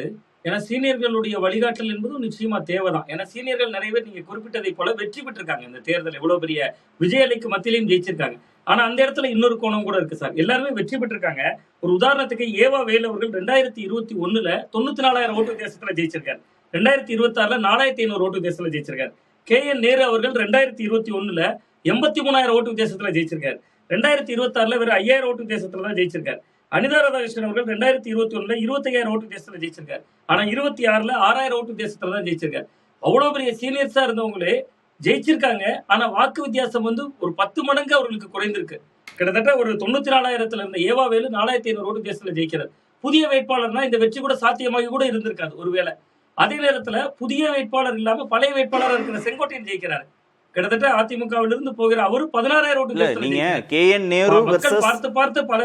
KN நேரு வெர்சஸ் விஜய், ஏவா வேலு வெர்சஸ் விஜய், அனிதா ராதாகிருஷ்ணன் வெர்சஸ் விஜய், அதுல அவங்க ஜெயிச்சு வந்திருக்காங்க. ஆமா ஆமா, அதுதான் நான் சொல்ல வரேன் சார். அப்ப நீங்க கடந்த காலத்துல இருந்ததை விட ஒரு மாற்றம் தேவைப்படுதில்லை. கிட்டத்தட்ட 90,000 95,000 ஓட்டுகள் சீனியர்ஸுக்கே குறைந்திருக்கு. அப்ப நீங்க புதியவர்களா விடும்போது அது இன்னுமே வந்து அவர்களுக்கு வெற்றி என்பதை சாத்தியம் இல்லாம மாறி இருக்கலாம். இந்த ரேஸ்ல இவர்களுக்கு வந்து முக்கியத்துவம் கிடைத்திருக்கு. ஒரு முக்கியமான விஷயம், நீங்க வந்து மினிஸ்டர்ஸா இருந்தவங்களுக்கு சீட்டு கொடுக்கலன்னா என்ன பிரச்சனைனா, அவங்க அந்த 5 வருடத்துல சம்பாதிச்சதை செலவு பண்ணுவாங்கன்னு நம்பிக்கையில கொடுக்குறாங்க. இப்ப நீங்க மூர்த்தி இதுல இருக்காரு மதுரையில, அவரு வந்து ரொம்ப பசையுள்ள துறையில இருந்தாரு, அவருக்கு எப்படி கொடுக்காம இருக்க முடியும்? இப்ப அதனால கொடுத்துருக்காங்க. நான் என்ன சொல்றேன், வரப்போற தேர்தலில் அதை சேஞ்ச் பண்ணணும். அப்புறம் கார்த்திகேயன், வாரிசு அரசியலுக்கு எதிராக மக்கள் ஒரு மெசேஜ் கொடுத்துருக்காங்க. உதயநிதி ஜெயிச்சிருக்கிறாரு, இவரு ராஜா தோத்திருக்காரு, பொன்முடி பையன் 3வது இடம் போயிருக்காரு, அன்பில் மகேஷ் மேல பெரிய குற்றச்சாட்டுல அவர் தோத்திருக்கிறாரு, பிடிஆர் பழனிவேல்ராஜன் தோத்திருக்கிறாரு, கார்த்திக் மோகன் தோத்திருக்கிறாரு. இந்த யங் பிரிகேடு எல்லாருமே பெரும்பாலானவங்க தோத்திருக்கிறாங்க. பெரியசாமி பையன் மட்டும் தான் ஜெயிச்சிருக்கிறாரு. ஸோ அந்த மெசேஜையும் திமுக தலைவர் திரு மு க ஸ்டாலின் உள்வாங்கணும். கட்சி தலைமைக்கு கட்சி உடையாம இருக்கிறதுக்கு ஓகே, அங்க வந்து வேற வழி இல்ல, வாரிசு அரசியல் இருந்துட்டு போகுது. எல்லா மட்டங்கள்லயும் நீங்க வாரிசு அரசியல கொண்டு வர. விஜய் இந்த தேர்தலை ஜெயிச்சிட்டார், தாவேகா ஆட்சிக்கு வந்துடுச்சுன்றதுனாலேயே இந்த எல்லா கோணங்கள்லயும் இதுக்கு முன்னாடியே சொல்றேன், இதுக்கு முன்னாடி நான் சொல்லிக்கிட்டு இருக்கேன், நீங்க ஒரு டெமோக்ராட்டிக் பார்ட்டிங்கிறது இந்த வாரிசு அரசியல் ஜனநாயக விழுமியங்களுக்கு எதிரானது, முற்றிலும் எதிரானது. கட்சி தலைமை நீங்க வந்து நீங்க காங்கிரஸுக்கு சரி, சமாஜ்வாதி பார்ட்டி, டிடிபி எல்லாத்துலயும் சொல்லலாம். பட் நீங்க ஒவ்வொரு ஸ்டேஜ்ல நீங்க அவங்களை கொண்டு மாவட்ட அளவிலேயே அதை வந்து நேரு பையன் எம்பி, துரைமுருகன் பையன் எம்பி, இப்போ ரகுபதிக்கு அவர் பையனுக்கு கேட்டிருந்தாரு சீட்டு, தனக்கு இல்லைன்னா தான் பையனுக்கு. இப்ப KKSR கேட்பாரு, எல்லாரும் கேட்டுக்கிட்டே இருந்தாங்கன்னா அப்ப மத்தவங்களுக்கு எங்க சான்ஸ் இருக்குது? திரு பிரியன், கட்சிக்கு அடுத்ததாக இந்த தோல்விக்கு பிறகு ஒரு வெற்றியை கொடுக்க வேண்டிய பொறுப்பு திரு ஸ்டாலினுக்கு இருக்குன்னு நீங்க சொன்னீங்க. நீங்க கட்சியின் செயல் தலைவராக திரு உதயநிதிக்கு ஒரு எலிவேஷன் வருதுன்னா அந்த பொறுப்பு திரு ஸ்டாலின் இருந்து திரு உதயநிதிக்கு கைமாறாதா? அது கண்டிப்பா உதயநிதி வந்து அடுத்த தலைவர், அடுத்த எதிர்கால தலைவர் என்ற முறையில் அவருக்கும் நிறைய பொறுப்பு இருக்கு. ஏன்னா அந்த கட்சியை கட்டி காப்பாற்றணும் இல்லை எதிர்காலத்தில். அடுத்த 25-30 வருஷம் ஒரு பாலிடிக்ஸ் பண்ண வேண்டியிருக்குல்ல. எப்படி இதை பேலன்ஸ் பண்ணுவாங்க? நீங்க டீம் உதயநிதினு சொல்லி ஒரு இளைய தலைமுறையும், திரு ஸ்டாலினுக்கு அந்த வயதை ஒத்திய தலைவர்கள் வந்து திரு ஸ்டாலினோடும் இருக்கிற போது கட்சியின் செயல்பாடுகள் எப்படி இருக்கும்? திரு உதயநிதியால எப்படி மேனேஜ் பண்ணும்? ஒரு டிஃபிகல்ட்டான, அதாவது ஒரு ஆலோசனை சொல்றதுக்கு ஒரு அனுபவம் மிக்கவர்களும், அதே சமயம் களத்தில் இறங்கி நல்ல வேலை செய்யறதுக்கு ஒரு இளைய தலைமுறையும் கண்டிப்பாக தேவை. அது ரெண்டையும் மிக்ஸ் பண்ணி சரியான காம்போவில் அதை கொண்டு போகணும். ஆக்சுவலாக அதை வந்து எப்படி பண்ண போகிறார் தெரியல. இப்போது இந்த மாற்றங்களே வந்து தோல்விக்கு அப்புறம் ஒரு 36 பேர் கொண்ட ஒரு கமிட்டியை போட்டாங்க. 18 குழுக்களாக பிரித்து ஒவ்வொரு குழுவும் நிறைய எம்எல்ஏக்களை 2-3 ஒரு 9-10 எம்எல்ஏக்களை பார்த்துட்டு வந்தாங்க. 234 தொகுதியும் ரிப்போர்ட் கொடுத்தாங்க. அது கொடுத்து கொஞ்ச நாள் ஆச்சு, திமுக ஒன்றுமே பண்ண மாட்டாங்க போட்டுருக்குன்னு ஒரு முணுமுணுப்பு வந்தது ஆக்சுவலாக. அப்போ என்ன பண்ணார், டக்குன்னு ஸ்டாலின் 9 பேருக்கிட்ட ஒரு கமிட்டியை போட்டு அவங்க ஒரு இதெல்லாம் எக்ஸாமின் பண்ணுவாங்கன்னார். அப்புறம் உடன்பிறப்பு.in ஒன்று போட்டாங்க. அதில் ஏகப்பட்ட ஆலோசனைகள்லாம் நிறைய போச்சு. இதெல்லாம் எப்போ படித்தாங்க, ஏது படித்தாங்க தெரியாது. அந்த 9 பேர் கொண்ட கமிட்டி என்ன சொல்லித்துன்னு நமக்கு தெரியாது. ஆனால் திடீர்னு ஒரு திமுக தலைவர் வந்து ஒரு மீட்டிங்கை போட்டு இந்த மாதிரி விஷயங்கள் இப்போ பேசுகிறோம்ல, 70 வயசுக்கு மேலே மாவட்ட செயலாளர் கிடையாது, 50 அந்த விஷயங்கள்லாம் பேசப்பட்டு 2 தொகுதிக்கு ஒரு மாவட்ட செயலாளர் அப்படின்ற விஷயங்கள்லாம் முடிவு செய்யப்பட்டு ஒரு குறிப்பிட்ட ஒரு 10-15 பேர் மட்டுமே கூடியிருக்கிற இடத்துல ஒரு பவர் பாயிண்ட் ப்ரெசன்டேஷன் போட்டு இதெல்லாம் விளக்கியிருக்காங்க. அது ஸ்டாலின் குடும்பத்தை சேர்ந்தவங்களும் அதை விளக்கியிருக்காங்க. ஆக்சுவலாக அது விளக்கி சொல்லியிருக்காங்க. அதை மற்றவங்களாம் ஏற்றுட்டு இருக்காங்க. ஆனால் நீங்கள் சொன்ன ஒரு பாயிண்ட் இருக்குல்ல, கட்சியை வந்து அதை எப்படி செயல்படுத்த போகிறாங்கன்னு இருக்குல்ல, அனுபவம் வாய்ந்த பெரிய இருக்கிறவங்க, அதே சமயம் இளைய தலைமுறை, ரெண்டையும் சரியான இடத்துல எப்படி மிக்ஸ் பண்ண போகிறாங்க. அப்படி புதுசாக வரவங்களுக்கு அந்த குடும்ப பின்னணி உள்ளவங்க தான் மறுபடியும் மாவட்டங்கள்லாம் பொறுப்பில் வரப்போகிறாங்களா, அதை எப்படி அவாய்ட் பண்ண போகிறாங்க. தேர்தல் முடிவுக்கு பிறகு கட்சிக்காரங்கள்ட்ட இருந்த ஒரு எதிர்பார்ப்பு, கட்சி பணியை சரியா செய்யாத, தேர்தல் வெற்றிக்கு உதவி செய்யாத மீது நடவடிக்கை எடுப்பார் திரு ஸ்டாலின் எதிர்பார்ப்பு. அந்த மாதிரி நடவடிக்கை எடுக்கிறது அவங்க திருப்பி அவங்களுக்கு மாநில அளவிலான எலிவேஷன்ங்கிறது வந்து மீண்டும் வெற்றியை இல்லை. அந்த மாதிரி ஐடியா அவங்களுக்கு இல்லை. கட்சியோட எலெக்ஷன் நடத்தி அவங்கள தோக்கடிக்கிறதுன்னு முடிவு பண்ணுறாங்க. ஆக்சுவலாக கட்சியில் எலெக்ஷன் வச்சு அந்த மாதிரி கருப்பு ஆடுகள்லாம் இருக்காங்கல்ல, அவங்களெல்லாம் தோக்கடிக்கிறதுன்னு முடிவு பண்ணிட்டாங்க. அவங்க இப்போ அவங்கள விலக்கினீங்கன்னா அவங்க தேவைக்காக போயிடுவாங்க. இன்னொரு முக்கியமான விஷயம் என்னன்னா, இந்த எலெக்ஷனரிங்கே மாறி இருக்கு, டைனமிக்ஸே மாறி இருக்கு. நீங்கள் சொல்கிற மாதிரி திமுக ஆட்சியில் வந்து இப்போ திமுக எலெக்ஷன் சந்திக்கிறதுக்கு முன்னாடி 2 மகளிர் மாநாடு, 2 இளைஞரணி மாநாடு என்னவெல்லாம் போட்டாங்க, பெரிய பெரிய கூட்டத்தெல்லாம் திரட்டினாங்கல்ல. அதோட விளைவு என்னாச்சு? பெரிய அளவுக்கு ஒன்றும் பலன் கொடுக்கல ஆக்சுவலாக. அப்போது அந்த ப்ராபகண்டாவோட அந்த பிரச்சாரத்தோட டைனமிக்ஸே மாறி இருக்கு. நீங்கள் வந்து ஒவ்வொருத்தரையும் இண்டிவிஜுவலாக தொடக்கூடிய வாய்ப்பு இருக்குது. உங்கள் செல்ஃபோன் மூலமாகவோ ஏதோ ஒரு விஷயத்தில் சோஷியல் மீடியா மூலம் வாய்ப்பு இருக்குது. இனிமேல் இந்த மாநாடு போன்ற விஷயங்கள்லாம் போட்டு ஒன்று வேலைக்காக போகிறதில்ல ஆக்சுவலாக. அதனால் பெரிய களப்பணியாளி அவர் அதை திரட்டுவார், இதை திரட்டுவார், அதெல்லாம் தேவையில்லை. விஜய் அவருடைய செயல்பாடுகள் இப்போவே 91-96 ஜெயலலிதா ஆட்சியில் எப்படி இருந்தாங்களோ, எப்படி சில விஷயங்கள் ஆரம்பிச்சதோ அந்த மாதிரி விஷயங்கள் இப்போ விஜய் ஆட்சியிலே ஒரு அறிகுறிகளும் தெரியுது. நமக்கு அடையாளம் தெரியாத ஒரு அதிகார மையங்கள்லாம் அங்கே உருவாரதை நம்ம பார்க்குறோம். நம்ம அது எப்படி போகிறது, யாருக்கு முக்கியத்துவம் கொடுக்குறாங்களா இனிமேல் தான் பார்க்கணும். அது சட்டம் ஒழுங்குபாடு மோசமாக போயிட்டுருக்கு, பாலியல் குற்றங்கள் பயங்கரமாக போயிட்டுருக்கு, பல விஷயங்கள் போயிட்டுருக்கு. அதை எப்படி திமுக பயன்படுத்துது, அந்த பயன்படுத்துகிற அளவுக்கு தன் மாற்றங்களை செய்தான்றதான் முக்கியமான பிரச்சனை. இது வந்து ஸ்டாலினுக்கு சவாலான பிரச்சனை. அது சரி விகிதத்தில் பண்ணிட்டாருன்னா பெரிய சாதனை. திரு ஜீவா, எதிர்பார்ப்பு வந்து தேர்தல் வெற்றிக்கு உதவி செய்யாத தலைவர்கள் மீது நடவடிக்கை, மாவட்ட செயலாளர்கள் மீது நடவடிக்கை, தேர்தல் பொறுப்பாளர்கள் மீது நடவடிக்கை தான். நாடாளுமன்ற தேர்தல் திரு அன்புமணி ஜெயிக்கிறாரு, திரு கே.பி. முனுசாமி மீது நடவடிக்கை எடுக்கிறாங்க ஜெயலலிதா. அந்த மாதிரி ஒரு அதிரடியான நடவடிக்கையை அவங்க மாவட்ட செயலாளர்கள் மீது எடுப்பதற்கு ஜெயலலிதா தயங்குறதுல, ஆனால் திரு ஸ்டாலின் தயங்குறாரு அப்படின்ற விமர்சனம். அது இந்த கட்சி பேட்டர்ன் அப்படிதான். ஏன்னா நீங்க எம்ஜிஆர் ஜெயலலிதா பேட்டர்ன்ங்கிறது திருநாவுக்கரசே சொன்னார், நாங்க முட்டை, எங்க பக்கத்துல எம்ஜிஆர் சேர்ந்தாதான் நாங்க 10ன்னு மதிப்பு பெறுவோம், அதுவரை நாங்க எல்லாருமே 0. இது திருநாவுக்கரசு ஐயா இருக்கிறாங்க, ஐயா தெரியும், திருநாவுக்கரசு கூட இந்த வாதத்தை பார்க்கலாம். திருநாவுக்கரசு சொன்னது, நாங்க எல்லாருமே முட்டை தான், அம்மா அவர் அம்மான்னு சொல்லலை, எம்ஜிஆர் தான் ஒன்று அப்படின்னாரு. திமுகவில் உள்ள ஒரு வீரபாண்டி ஆறுமுகம் அப்படி சொல்ல மாட்டார், கலைஞரை பார்த்து கேள்வி கேட்பார் அப்புறம் அப்படின்னு. புரியுதுங்களா? இதுவும் திமுகவில் இருந்தது. மன்னை நாராயணசாமி கலைஞருக்கு அட்வைஸ் பண்ணக்கூடியவர். இது புரியுதுங்களா? இப்பேற்பட்ட மாவட்ட செயலாளரை கொண்டது ஆட்சியில் இருந்தாலும் ஜனநாயகம் இருக்குன்றீங்க. இது ஜனநாயகம். இது வந்து அதுதான் கலைஞர் பிடிஆர் அப்பாட்ட கலைஞர் எப்படி பேசுவார், வீரபாண்டி ஆறுமுகத்தில் எப்படி பேசுவார். அதனால் நீங்கள் மாவட்ட செயலாளருடைய நெகட்டிவ் பாயிண்ட்டு, வரலாறு தெரியாத ஒரு கூட்டம் வந்து அப்படியே இது முடிஞ்சுன்னு மட்டும் பேசுறீங்க. ஆனால் அந்த நெகட்டிவ் பாயிண்டெல்லாம் நான் பேசக்கூடாதுன்னு சொல்லலை. அவங்க நல்லா ஜெயிச்சப்பே பேசுகிற ஆளுனாலாம், இப்படி தோத்ததுக்கு அப்புறம் ஜெயிச்சப்பே இதெல்லாம் இப்படி இருக்கக்கூடாது, இன்னும் மாறணும்னு. அதுல கலைஞர் கட்சியில சீனியர்கள் இருக்கிறாங்க, அவங்களால ஜென்சி தலைமுறையோட கனெக்ட் ஆகி வேலை செய்ய முடியல, உதய் டீம்னு நினைக்கிற போது நீங்க அவங்களெல்லாம் எலிவேட் பண்ணி மாநில பொறுப்புக்கு கொண்டு வந்து மீண்டும் நீங்க ஜெல்லாகி வேலை செய்ய சொல்றது, அதை அப்படி தூக்கி போட்டுற முடியாது. ஒவ்வொருத்தரும் கட்சியோட தூண்கள் தான். நாஞ்சில் மனோகரன் எம்ஜிஆர்ட்ட போயிட்டு திருப்பி திமுக வரும்போது எல்லாரும் எதிர்ப்பு தெரிவிக்கிறாங்க. ஏன்னு கேட்டா கலைஞருடைய பிறப்பு குறித்து அவர் ஒரு தப்பா பேசியிருந்தார். அந்த வார்த்தை எல்லாருக்கும் தெரியும், நாங்கள் சொல்ல விரும்பலை அவர் என்ன வார்த்தை சொன்னாருன்னு.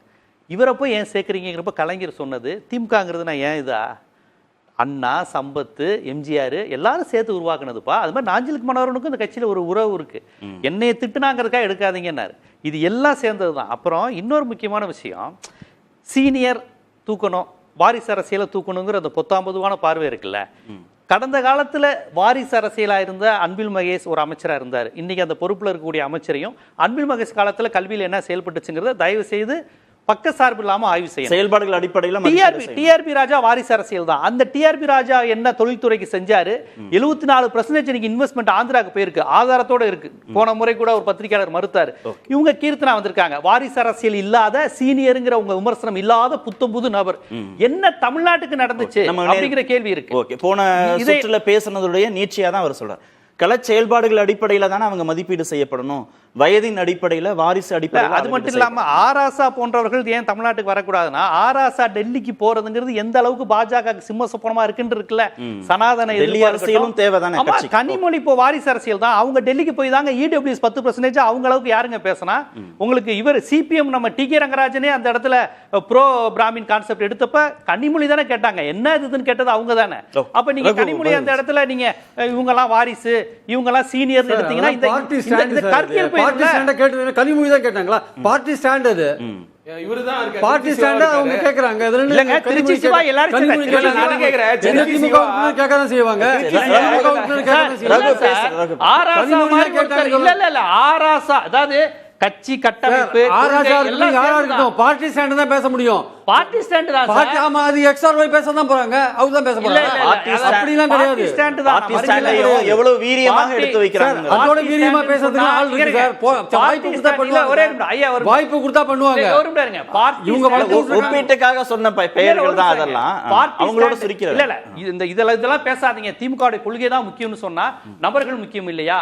அவங்க மட்டுமே நபர்கள் ஒரு காலகட்டம் என்ன சார் முக்கியம்? அவங்களே சொல்ல முடியுமா? நான் சொன்னது யாரோ இல்ல, ஆராசாவி சேர்த்தா சொன்னேன். ஆராசா போன்றவர்களை சொல்லும் போது என்ன சொல்றீங்க? இது கட்சி ஸ்டாண்ட் தானே, இதுக்கு ஆராசாவே தேவையில்லை, நீங்க யாரா ஒருத்தர் நீங்க ஊர்ல இருந்து அனுப்புங்க சரியா இருக்குங்கிறீங்க. ரெண்டையும் போட்டு குழப்பி. திரு ரகு, வெளியில சமூக வலைதளங்கள்ல சட்டமன்றத்துக்குள்ள திரு விஜய் வெர்சஸ் திரு உதயநிதி அப்படின்னு மாறிய பிறகு திரு உதயநிதிக்கான ஒரு டீம் அப்படின்றத உருவாக்குவதை தவிர திமுகவுக்கு இப்போதைக்கு வேறு வழி இல்லையா? ஆமா, இப்போதைக்கு மெயின் சேலஞ்சர் அவரு. முதல் எலெக்ஷன்ல 10% வந்து தனியா அவங்களோட அதிகமா வாங்கிட்டாருன்னா அந்த கேப்பை நீங்க எப்படி பிரிட்ஜ் பண்ணணும் அப்படிங்கிற எண்ணத்துல தான் இவங்க இயங்கணும். அப்புறம் கார்த்திகே, நான் சொல்ற சில பாயிண்ட்ஸ் வந்து திமுகவுக்கு மட்டும் கிடையாது, எல்லா கட்சிகளுக்கும் பொருந்தும். 80 வயசுக்கு மேல ஒருத்தவங்களை எலெக்ஷன்ல நிறுத்துறது, தொடர்ந்து பல வருடங்களா மாவட்ட செயலராக இருக்கிறது, அது எல்லா கட்சியிலுமே இருக்கக்கூடாது. இதுவே எல்லாமே ஜனநாயக கூறுகளுக்கு எதிரானதுன்னு நான் சொல்றேன். நீங்க சொன்னீங்க வந்து அறுவை சிகிச்சை பண்ண முடியுமா அப்படின்னு. எனக்கு போது வலிக்குமே, அனாசின் மாத்திரை கொடுத்து முடிச்சாலும் முடிச்சிருவாரு. ஏன்னா அந்த மாதிரி ஒரு ஹோல்டு வச்சிருக்காங்க. அனஸ்தீசியா கொடுக்க வேண்டியது அனாசின் மாத்திரை கொடுத்து முடிச்சிருவாங்க. ஏன்னா திமுகல வந்து அந்த மாதிரி ஒரு இது இருக்குது. இவங்க பல வருஷமா இருக்கிறாங்க, அவங்களை டக்குன்னு நம்ம நேருவோட 50 ஆண்டு கால பங்களிப்பு, ஏவா வேலுவோட 50 ஆண்டு கால பங்களிப்புன்னு ஒவ்வொருத்தருக்கும் ஒரு குறிப்பிட்ட ஆண்டுகள் திமுகவுடைய பங்களிப்புன்னு இருக்கும்ல. அதுதான் நீங்க முதல் வேலைக்கு போறவன்ட்ட எக்ஸ்பீரியன்ஸ் கேட்கற மாதிரி பண்ற தப்பு. நீங்க எல்லா சான்ஸையும் கொடுத்துட்டு அவர் பங்களிச்சாருன்னு சொல்லிட்டு இளைஞர்களுக்கு கொடுக்கவே இல்லைன்னு அர்த்தம். பங்களிப்புக்கு உங்களுக்காக செஞ்சாச்சு கட்சி போதும், நீங்க அதை ஃபேஸ் அவுட் பண்ணுங்க. அப்புறம் அவங்க வாரிசுகள் அந்த இடத்துக்கு கொண்டு வந்துட்டு அதை மாற்றுன்னு சொல்லாதீங்க. புது இளைஞர்களுக்கு, பெண்களுக்கு, திமுக ரொம்ப ரொம்ப கவனிக்க வேண்டியது வந்து பெண்களுக்கு. ஒரே ஒரு மாவட்ட செயலாளர் கீதா ஜீவன், அப்புறம் கனிமொழி வந்து அவங்களுக்கு ஈஸியா கிடைச்சிருச்சு, அவங்களுக்கு திறமை இருந்தாலும். அப்ப நீங்க என்ன பண்ணிருக்கீங்க? மாணவரணி பொறுப்பு, மாணவரணி வீரமணி அவங்களை போட்டிருக்காங்க. அந்த மாதிரி செய்யுங்க. அவங்க எந்த பேக்ரவுண்ட்ல நல்லா பேசுறாங்க, நிறைய இடங்கள்ல அவங்க வந்து போராட்டங்கள்ல கலந்துக்கிறாங்க. இது எல்லாமே செய்யணும். நான் திமுக தோத்துருச்சு அதனால அவங்க செய்யணுங்கிறத விட எல்லா கட்சிகளுமே இன்ட்ராஸ்பெக்ட் பண்ணணும். எது அதுவும் திமுக கிட்ட வந்து என்ன ஒரு பெரிய ஒரு பொறுப்பு இருக்குன்னா, இந்தியாவிலேயே ஒரு சயின்டிபிக் கட்சி அவங்க தாங்க. கம்யூனிஸ்ட் கட்சி மாதிரி ஒரு ஒரு கொள்கைக்காக உள்ள கட்சி அவங்க மட்டும்தான். என்னை பொறுத்த வரைக்கும் அவ்வளவு பெரிய கொள்கை அடித்தளம் இருக்கிற போது பெரியார் அண்ணா அவங்க கொள்கை தலைவரா சொல்லிட்டு நீங்க இதெல்லாம் பண்ணலாம் நியாயம் கிடையாது. கேட்டா இது வந்து எலெக்ஷன் ஜெயிக்கணும், இது வந்து ஒரு இயக்கம் கிடையாது அப்படிலாம் சொல்லுவாங்க. அதெல்லாம் ஒரு எக்ஸ்கியூசஸ். அதற்கான முயற்சியை முழு மனதோட திரு ஸ்டாலின், திரு சாமிநாதன், இவ்வளவு நாள் திமுக இதெல்லாம் செய்யறதுல என்ன தயக்கம் இருந்துச்சு? இப்ப தாவேக்காவோட வரவு, திரு விஜயோடைய வெற்றிக்கு பிறகு சீனியரே அதெல்லாம் ஏத்துக்க வேண்டிய ஒரு கட்டாயத்துக்கு கூட அவங்க எல்லாம் தள்ளப்பட்டிருக்கலாம். ஆனா இத ஒவ்வொரு முறையும் அதை செய்யணும் அப்படின்ற எதிர்பார்ப்பு இருக்குல்ல, கட்சிக்காரங்கள்ட்ட இந்த எதிர்பார்ப்பு இருக்குன்னு பிரியன் சார் குறிப்பிட்டார். ஏன் தயங்குறாங்க திமுக? ஆமா இல்ல சார், திமுகவை பொறுத்தவரை இது ஒரு வெற்றி ஃபார்முலாவா தானே விஜய் வருகைக்கு முன்பு இருந்தது. கடைசியா கூட 3 தேர்தல்கள் அது வெற்றியை தானே தந்திருக்கு. நீங்க கிட்டத்தட்ட அதான் நான் குறிப்பிட்டேன், 2021 93,000 ஓட்டு வித்தியாசத்துல ஒருவர் வெற்றியை தருகிற பொழுது அதுக்கான எதிர்பார்ப்பே இருக்காது. இவர் தான் ஜெயிக்க வைக்கிறாரு அப்படிங்கிற ஒரு பார்வை இருக்கும். ஆனா இப்ப சேர்றதுல இன்னொரு மிக முக்கியமான ஒரு இல்ல சவால் இந்த இருக்கு. முணுமுணுப்புங்கிறது சிக்கல் இல்ல, அது சவால். இந்த முணுமுணுப்புங்கிறது திரு கருணாநிதி காலத்துல இருந்தே இருக்குதானே? ஒவ்வொரு மாவட்ட செயலாளர் அவரோட பையன் ஆமா. அப்படின்றது இப்ப திரு ஸ்டாலின் வந்த பிறகு இல்ல, திரு உதயநிதி வந்த பிறகு இல்ல. இந்த அளவுக்கு அப்ப அப்படி கிடையாது. ஆனா அந்த முணுமுணுப்பு இருந்துச்சே, இருந்தது. இந்த அளவுக்கு வாரிசு அரசியல் எல்லா கட்டத்திலையும் கிடையாது. ஆமா ஆமா சேலம்னா வீரபாண்டி ஆறுமுகம், ஆமா. திருச்சினா நேரு, அந்த காலகட்டத்துல கலைஞர் காலத்திலே அப்பொழுது இருந்தது. ஆனா வாரிசு சொல்றாரு. ஆமா வாரிசுக்கு சார் ஒருவேளை அதிமுகவிலையும் அப்படியான ஒரு நிகழ்வு இருக்கிற போது இல்லாம இருந்திருக்கலாம் அதிகமா. ஆமா சார், தொடர்ந்து ஆரம்ப காலகட்டத்திலிருந்து இருந்துதான் வந்தது. அந்த நேரத்துல அவர்கள்லாம் தலகர்த்தர்களாக இருந்தாங்க. பிளஸ் இப்ப விஜயினுடைய புதிய வரவு 108 பேர் ஜெயிக்கிறாங்க சார். அட்ரஸே தெரியாதவங்க, நம்ம தொடர்ந்து தேர்தலுக்கு முன்பு பார்த்தது, பெரிய முகவரி இல்லாமல் பெரிய வெளிச்சம் இல்லாதவங்க ஒரு 108 பேரை ஒரு கட்சியாக வெற்றி பெற முடிந்த பின்புதான் இளைஞர் ரத்தம் எந்த அளவுக்கு தேவைப்படுதுங்கிறத இன்னொரு சூழல் அது உணர்த்துது. இதற்கு முன்பு அது ஒரு கோரிக்கையாக இருக்கும். இன்னொன்று இப்போ ஒரு பெரிய சவால் இருக்குன்னு நான் பாக்குறேன் சார். படிங்க, சீனியர்களை ஒன்றுல மாநில பொறுப்புக்கு நகர்த்தணும், இல்லாம அவர்களை முற்றாக நம்ம விலக்கிட்டு புதிய மாவட்ட செயலாளர்கள் வந்தாங்கன்னா கட்சி எதிர்கட்சி வரிசையில் இருக்கிறது. செலவு செய்கிற ஆற்றல் அவர்களுக்கு இருக்கணும். அது எவ்வளவு தூரம் கட்சியை வழிநடத்துவாங்க, எவ்வளவு தூரம் செலவு செய்யக்கூடிய வல்லமையோடு அவங்க இருப்பாங்கன்னு பல சவால்கள் அதுக்குள்ள இருக்கு. அப்ப திமுகவுக்கு அது ரொம்ப ரொம்ப சவாலா மாறிடும். அதனால இவர்களையும் முற்றா நிராகரித்து விட மாட்டார்கள். கொஞ்சம் தளம் வேறு பொறுப்புக்கு மாநில அளவுல செலவு செய்யாம ஜெயிக்க முடியும். செலவு செய்யறது முக்கியமா மாவட்ட செயலாளர் 2 பேரும் ஒரு ஆளா இருக்கக்கூடாது சார். அதை அவங்க குறைச்சிட்டாங்களாலே பாதி விஷயம் இது பண்ணிடலாம். மாற்றங்கள்லாம் நடக்கட்டும். மீண்டும் இன்னொரு அமர்வுலையும் விரிவா பேசுவோம். நன்றி. நிகழ்ச்சியில் பங்கேற்ற அனைத்து நேர்பட பேச நிறைவு. அது கண்டிப்பா ஏற்றுக்கொள்ள முடியாது. பிரதானத்துவம் இந்த கூட்டத்துக்கு கூட்டப்பட்டது.